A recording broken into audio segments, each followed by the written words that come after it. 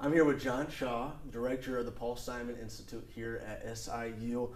And first off, how you doing? I'm doing good. Doing good. It's spring break here, so everyone's relaxed, and students are down in Florida or someplace having fun, but the rest of us are working hard. So Absolutely, and I appreciate you taking the time to do this. Obviously, the topic today is Iran, and we're going to get right in the middle of it. We're back in the Middle East after being in Afghanistan just 5 years ago. Just give me your overall thoughts about our current involvement back in the Middle East. well, it's interesting. We had an event with a political scientist who was suggesting a new foreign policy for the United States. And the first point she made is the United States needs to substantially reduce its involvement in the Middle East. We've been enmeshed in the Middle East for the last, 40, 50 years. We've been pulled into conflicts that we really don't know the players very well. And it's always more complicated than you expect.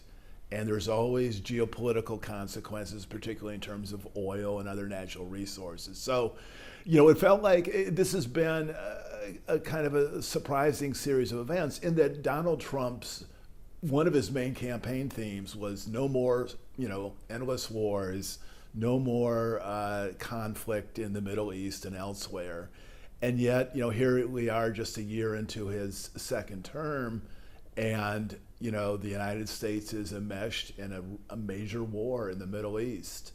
And I don't have great confidence that it's been thought through fully and carefully. And Winston Churchill, I think, said something to the effect that, be careful when you get into a war because it never ends up as you expect. There are always surprises, there are always complications. It's almost always more challenging than you expect. So I guess that's my big picture view. This is, we're involved in a major war, and we'll talk about that war in a second, with a large country. Iran is 90 million people, across the world from where we are, and it's having major consequences on the entire world, including the American economy. Gas prices have just shot up in the last week or so, and the longer this war goes on, the more likely there are going to be, consequences. Exactly, and you kind of brought up the terminology of the word war and conflict. Formerly, right now, it's being deemed as a conflict, but President Trump and other people amongst him have used the term war. What would make this formally a war? I think what we would have to do as Congress, American leadership can only enter a war when it's declared by Congress. Now, Congress has only declared 11 wars in our 250-year history.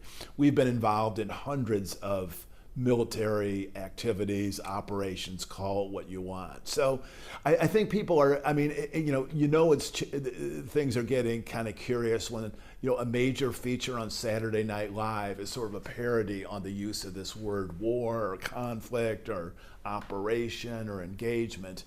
I think the Trump administration formally is trying not to use the word war because it would suggest that they would have to go to Congress and get a formal declaration of war.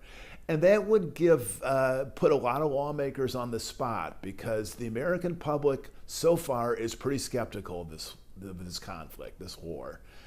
They don't know why we're doing it. They don't quite know what the rationale is.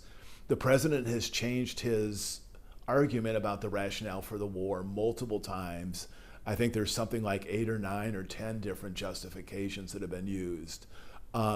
So we're involved in a conflict, a major conflict, and I think it's fair to call it a war. I was just thinking, if we are in the Midwest, and if we were sitting at home, and bombs started raining in our cities, our communities, whether it was a missile attack launched by Russia or China or Iran or any other country, we would not spend a lot of time saying, is this a conflict? Is this an operation? We'd say, this is a war. People are being killed. Property is being destroyed. Armies, or at least air forces are circling and driving through our airspace. So I think this notion of, it's become almost a parody of the use of language. But I think for all intents and purposes, we're involved in a major war in the Middle East. And I think that's what most people should focus on. and not get too caught up in the semantics. Now, in international law, there are a lot of consequences for what is actually a war. There's a whole body of law describing what international humanitarian law and laws of war, laws of conflict. So these are important legal issues, and they should be understood, but it's most important to look at the reality. And the reality is we're involved in a war right now. Absolutely, and there's three branches of government. They're all supposed to be equal. So as far as this conflict goes, which is what it's being called at the moment, how long can this go on before it's undisputedly a war? And what can Congress do? Can they do anything at all? Or can they just go about operations for however long they want to and call it a conflict? Well, it depends on what Congress wants to do. I mean, and the Congress is an independent branch of government. And to be very candid, this Congress has not exerted its authority.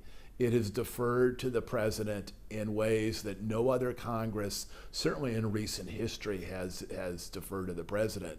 So it will require congressional leadership to hold hearings, to bring the Secretary of Defense, bring the Secretary of State, to Capitol Hill and have them line up explain their positions. And I might even digress a little bit. I said the Secretary of Defense. It's the Trump administration that has renamed it the Department of War.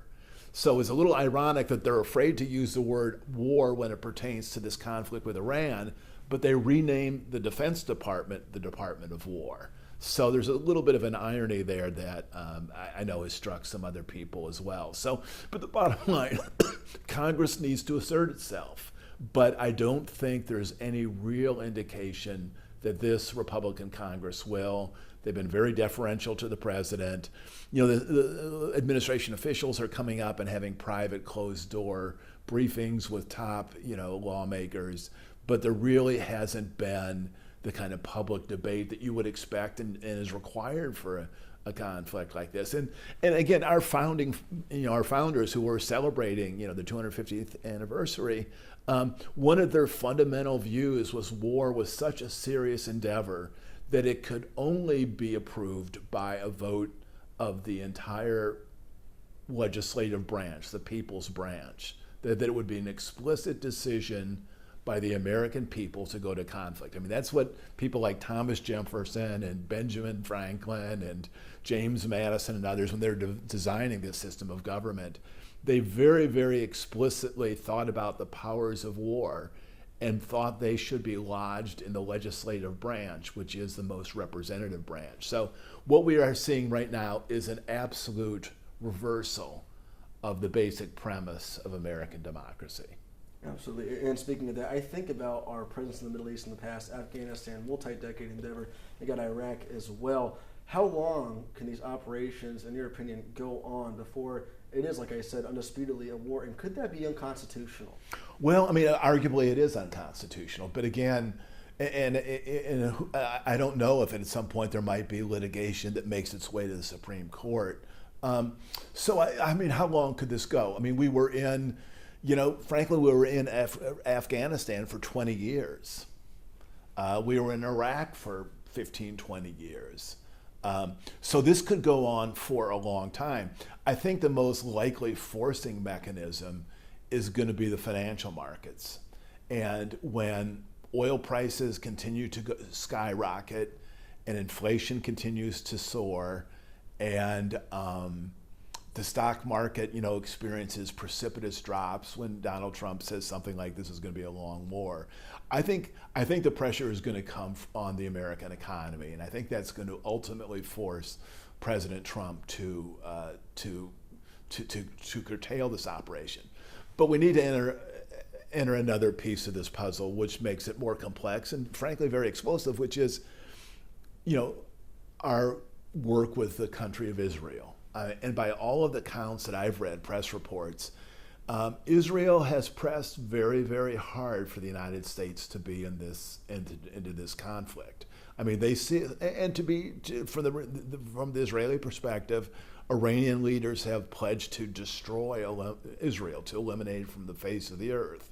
So if they're not too far from you and their premise is they want to destroy you, you take them very, very seriously. And when you hear that they're developing nuclear weapons, you take that very, very seriously. And so I think the Israeli leadership, led by the Prime Minister, Benjamin Netanyahu, who sees that Donald Trump will work with him, is determined to do all that it can in the coming weeks to destroy the Iranian capacity to wage war and maybe even to have a functioning economy.